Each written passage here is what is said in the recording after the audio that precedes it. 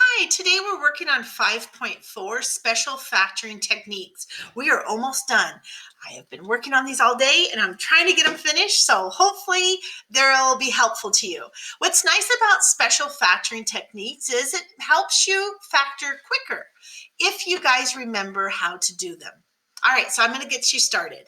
Please read through all the notes. These are formulas that you need to know what the factoring of difference of squares is. I'm just going to do the examples, but I do expect you guys to go through and read what the notes say. So here I go. I'm trying to keep these videos at least 15 minutes, so I'm just going to get started.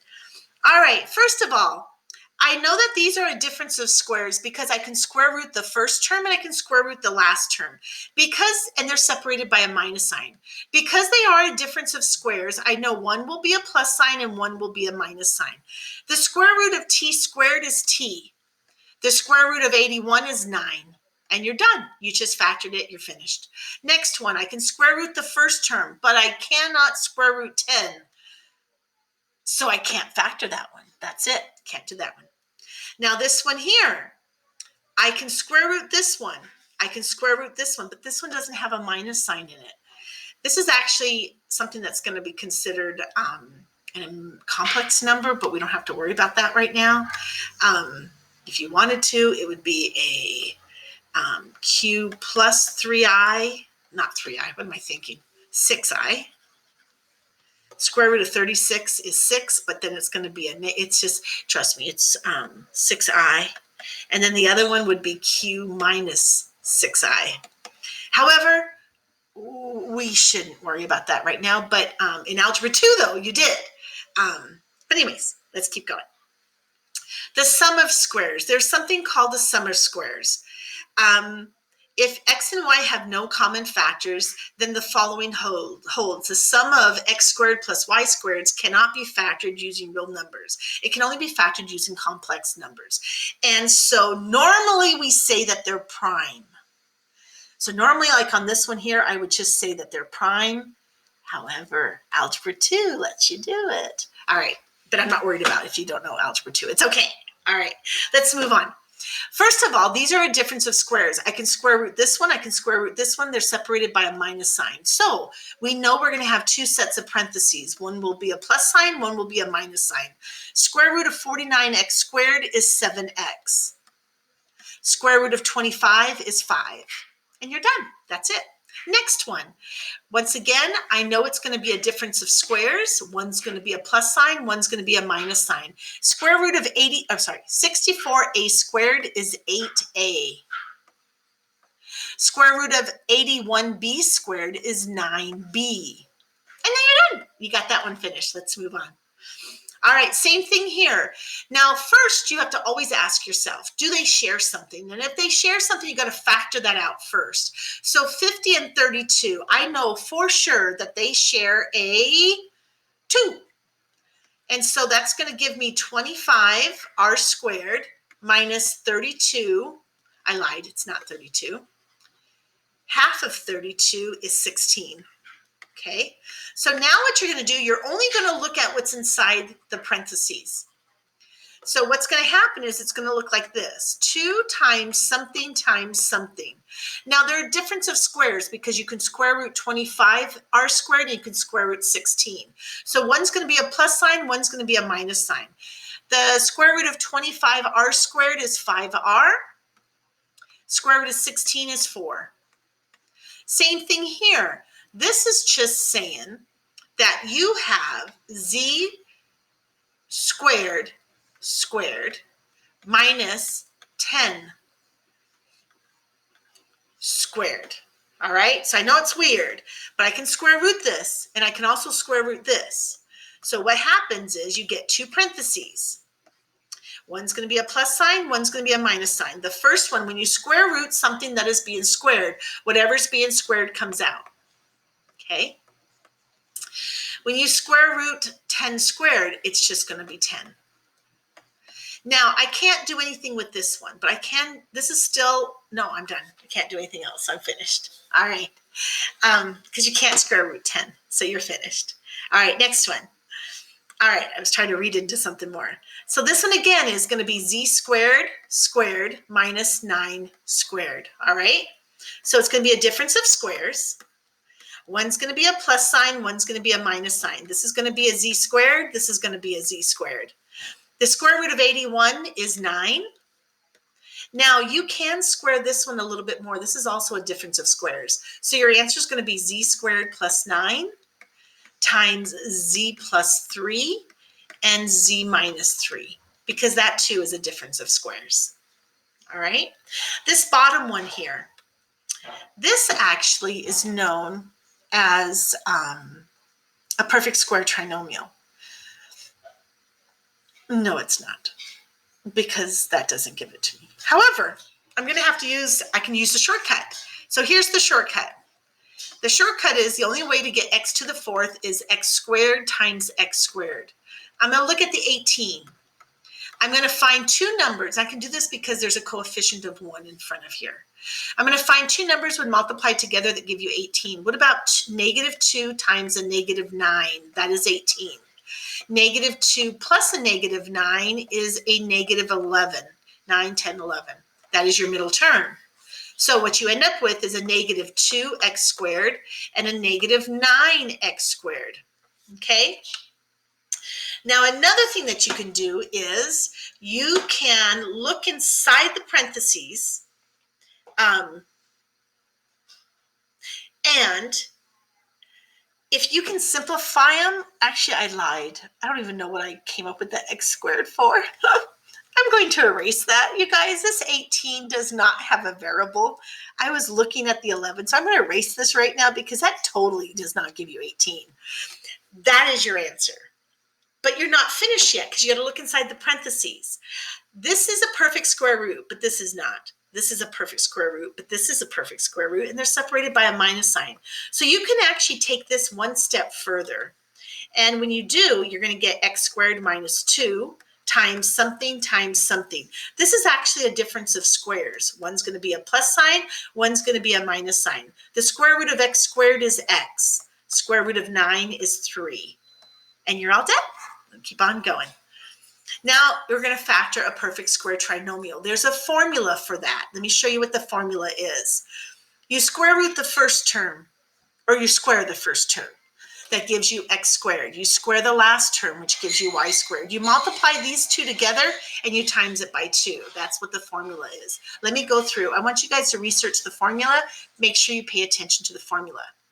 Now, if you can square root the first term and you can square root the last term and you multiply those two numbers together and you multiply it by 2 and it gives you the middle term, you know that they're called a perfect square trinomial. So what's going to happen is this. That sign right there is a positive. So I know that's going to be positive. The square root of k squared is k. The square root of 100 is 10.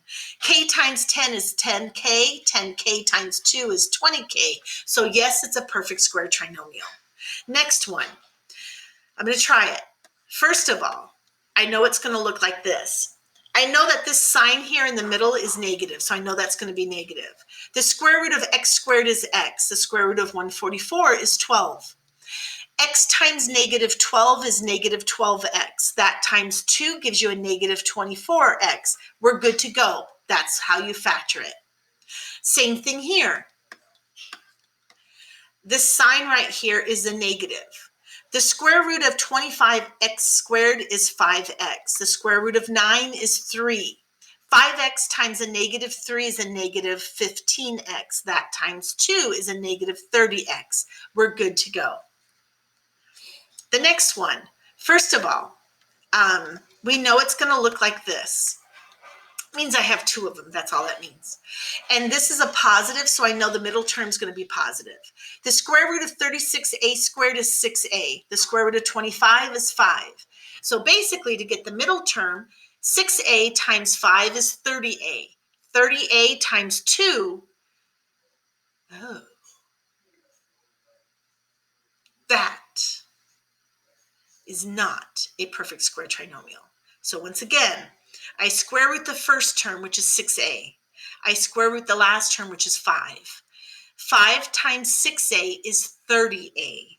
When I take 30a and I multiply it by 2, I get 60a. Well, this is 20a. So that is not a perfect square trinomial. All right. This one here, I would have to use AC method. And you guys, we are not doing the AC method with 36 and 25. I mean, we could if we want to, but oh gosh, I don't want to. That is going to be some horrific number. And since we're talking about perfect square trinomials, I don't think they want us to actually factor it, because we're not going to. That'd be a terrible number. All right, the next one. First of all, these two here share a number. I don't know what that number is. I'm assuming it's 2. And they also share an x. So you got to get that out of there first of all.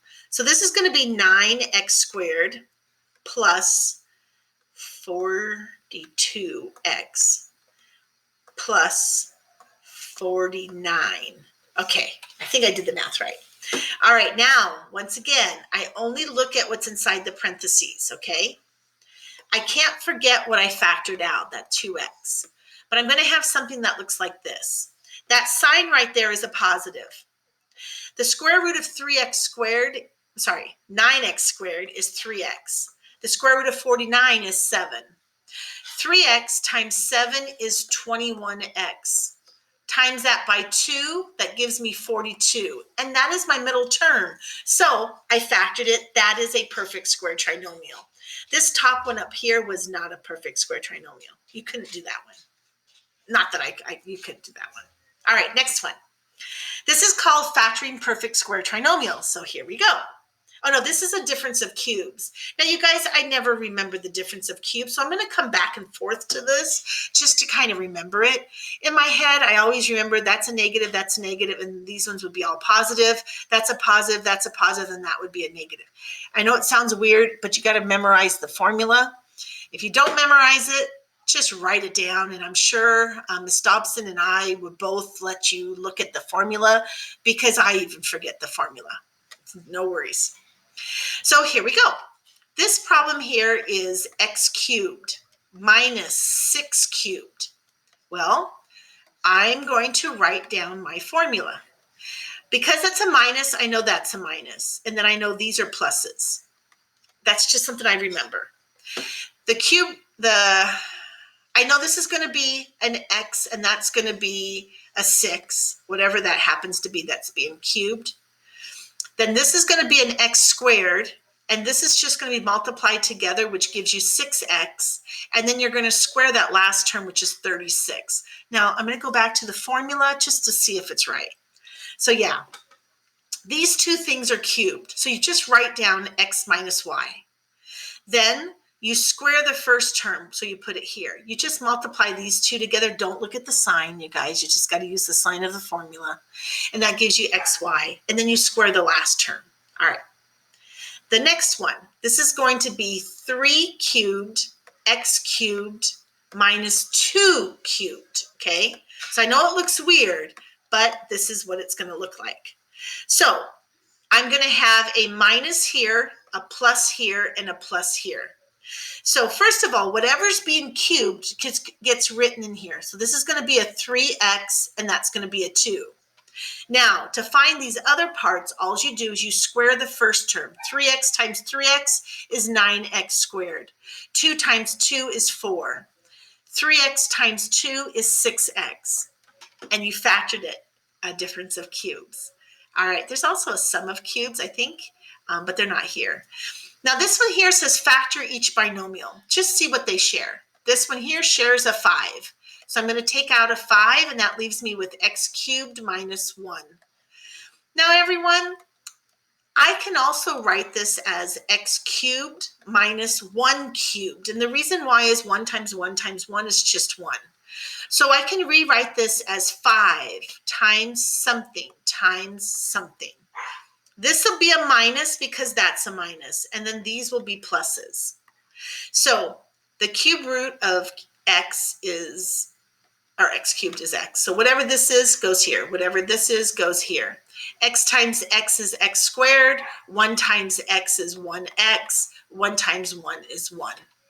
Just using the formula. This one here, they share nothing. But I can rewrite this as 4 cubed x cubed minus 5 cubed y squared cubed. Remember, when you raise a power to a power, you multiply the exponents. So that is just y to the 6th. So here we go. Now, this is going to be a minus, this is going to be a plus, and this is going to be a plus. All you're doing is you're taking out what's being cubed here. So that's going to be 4x. You're doing the same thing here. That's going to be 5y squared, because remember, that's being cubed. Now you square this one. 4x times 4x is 16x squared. 4x times 5y squared is going to give you 20xy squared. Now 5y squared times 5y squared is 25y to the 4th. You just use the difference of cubes. Now the sum of cubes. Almost finished.